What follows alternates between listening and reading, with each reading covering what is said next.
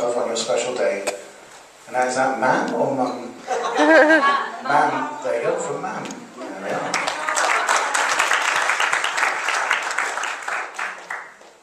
For a special granddaughter and your wonderful husband, may the very special happiness that you have found together grow stronger day by day, year by year. On your romantic day filled with plans and dreams, this affectionate message brings you many congratulations with love on your wedding day. Lots of love to both from Nana.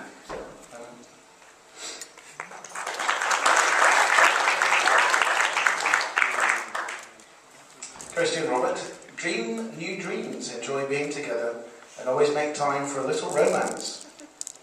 Very wise. Congratulations and wishing you every happiness. Love, Sharon, Anthony, Tony, and Hayley. Yeah.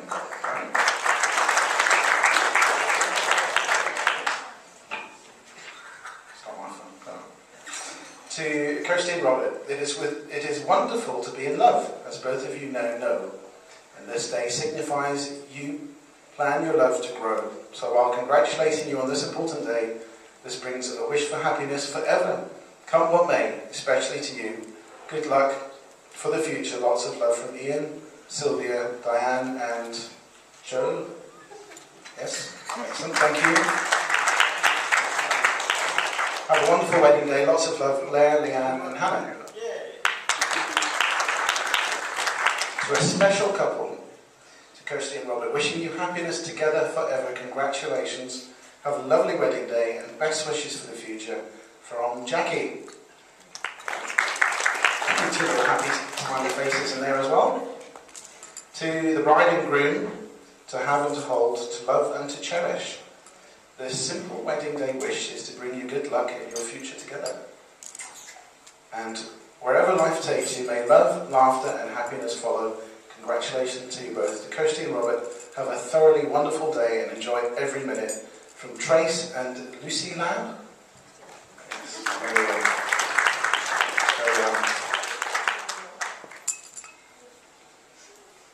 So now, ladies and gentlemen, please give a warm welcome for the brother of the bride, Christopher.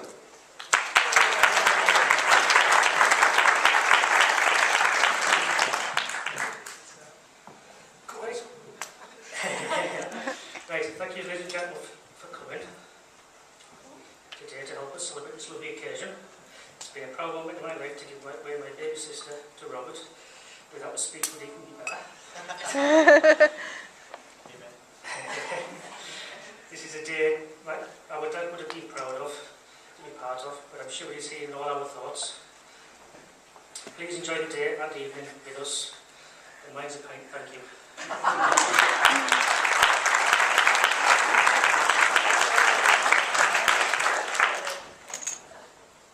So, ladies and gentlemen, please give a very warm welcome for the one and only groom, thankfully, Robert Johnston.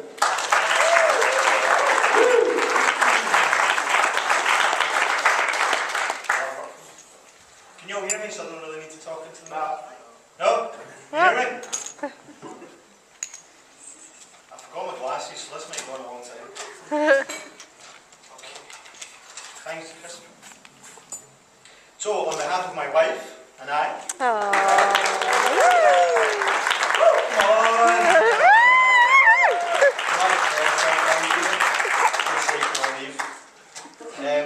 to thank you all for joining us today to celebrate our marriage. We're delighted to welcome you all here to share a special day with us. It's great to see you all, and I can honestly say it would not have been the same without you all. Pause, clap. No? I'd like to take this opportunity to thank the Crown House Hotel for our reception and for hosting our wedding today. A special thank you to Mr. Webb Shaw, our piper. I think he deserves a round of applause.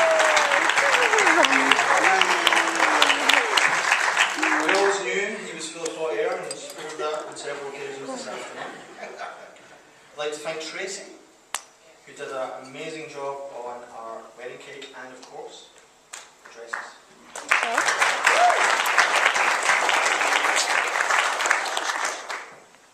So unfortunately it's not... Oh, for a sec, I haven't got the glass. Yes, we're all ready to rock? Okay. So unfortunately it's not been possible to have everyone with us here today that we love, but we know they're with us in our hearts. So with that in mind, can you please all raise your glasses? And join me in a toast to absent friends. Absent friends.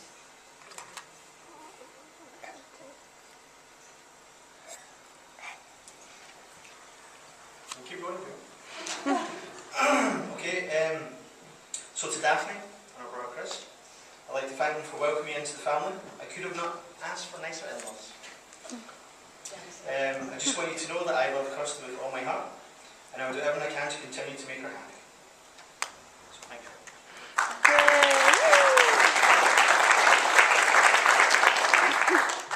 And to my mum, I would like to thank her for her support over the years. She's always been there when I've needed her, for thick and thin, and I feel extremely lucky to have such a wonderful mum.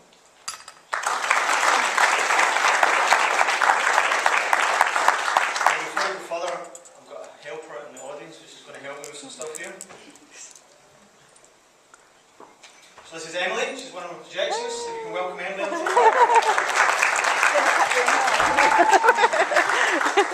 So first of all to the mums who wanted to accept these gifts on our behalf.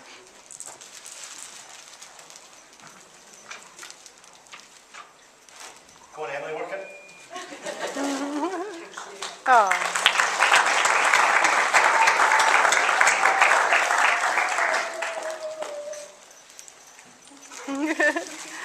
Such a long way to walk. Anyway, I feel.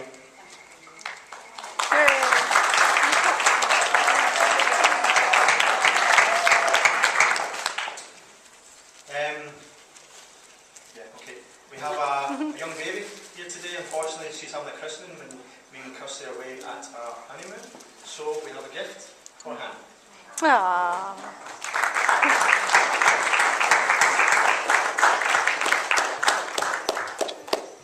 She does that well.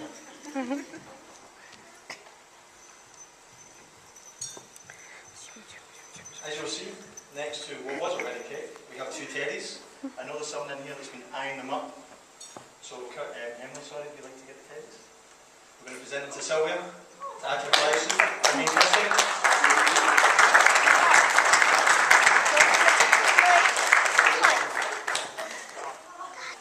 Oh.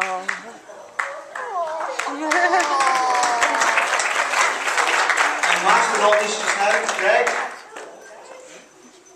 This one's for us. Thank you very much for doing such a wonderful job of blowing into your bag.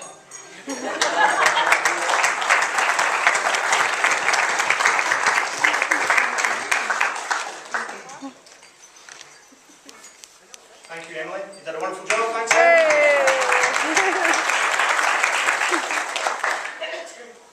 So we've got a little bit sidetracked there. So one more toast to our parents. Your parents. Parents. Something got a bit there, Nancy. Yeah, just have a seat.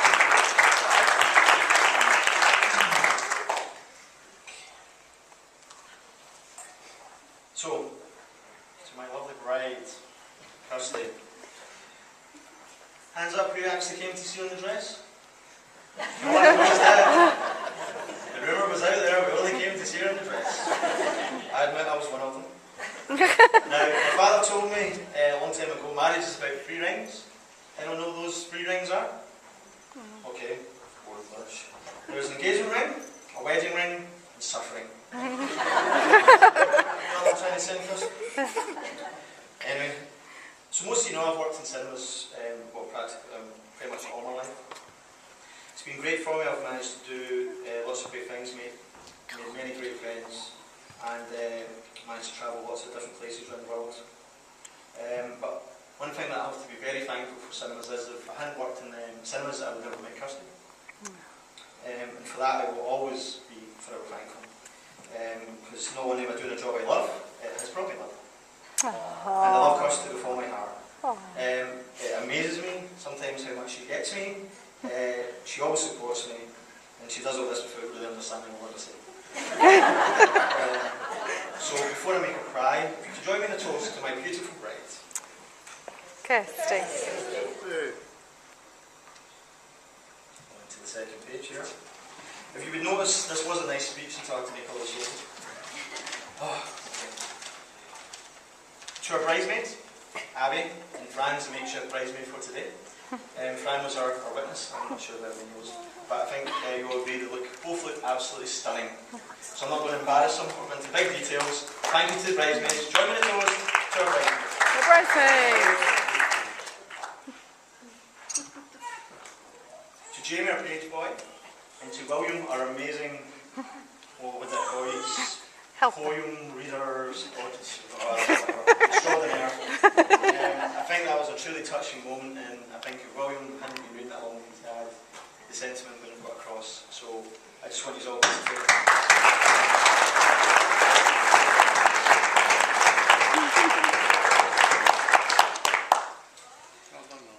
And finally, and you'll be glad to hear finally here, to my best man, Paul.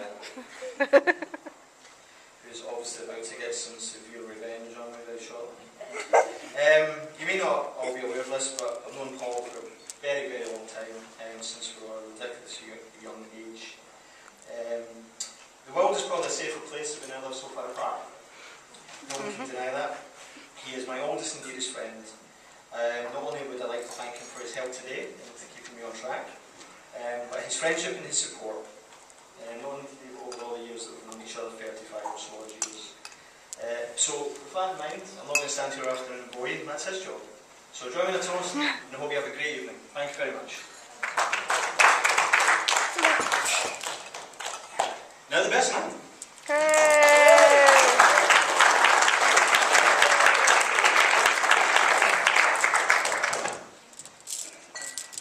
Thank you.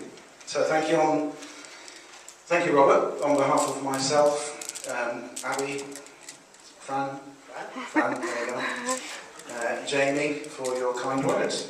And given that I had written this before I heard him speak, I am actually quite glad that his words were in fact kind. I was getting relatively worried yesterday, but things have turned out right.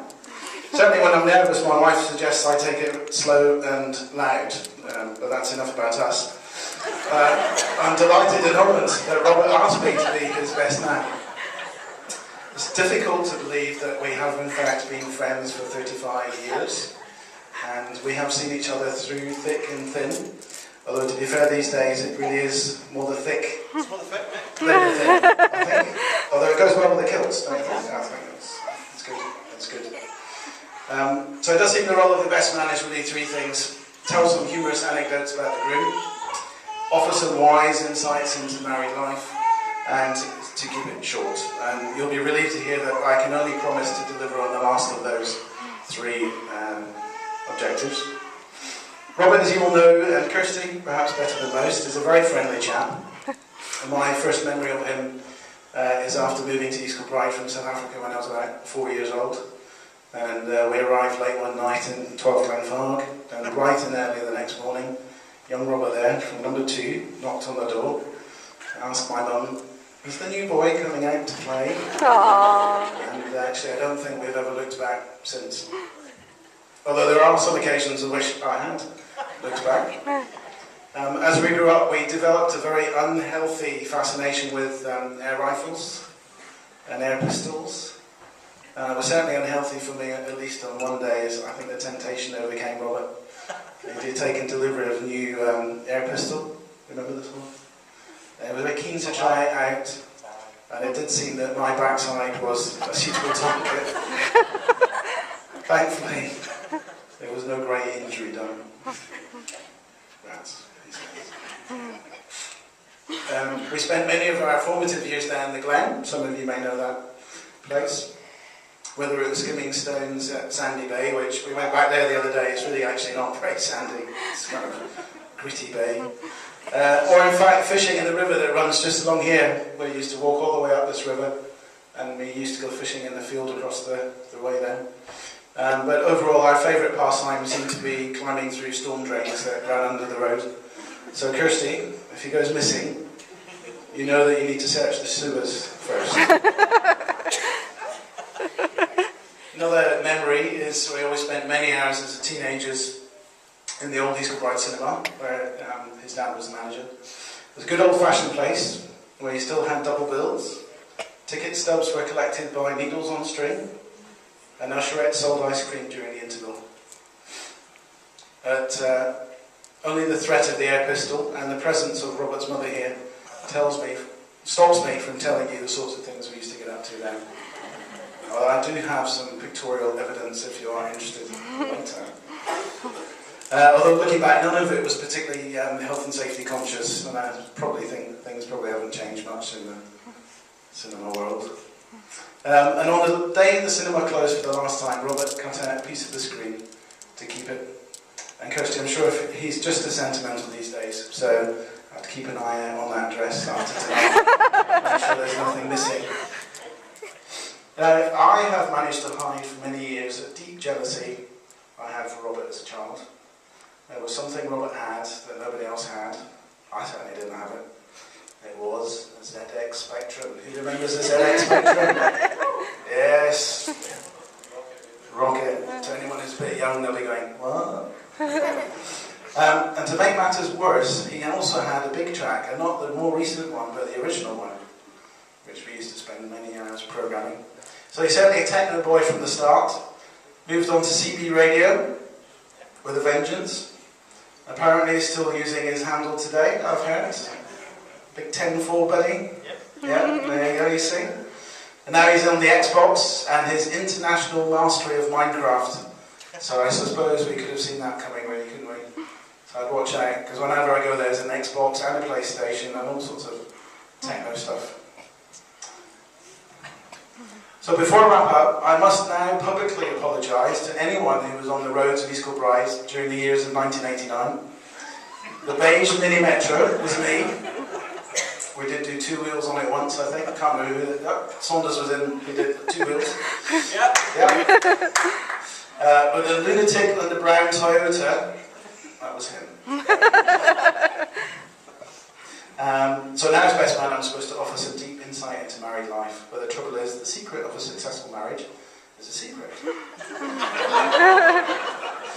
So you have to find out for yourself. Robert has already got an earring, but I am told that having your ears pierced is an excellent preparation for marriage. Is you've experienced pain and bought jewellery. There's only one thing I've learned is you need to set the ground rules from the start, establish exactly who's boss, and then do exactly what she says. Yay! We know it. So finally, ladies and gentlemen, boys and girls, it gives me immense pleasure to invite you all to be upstanding, raise your glasses and join me in a toast,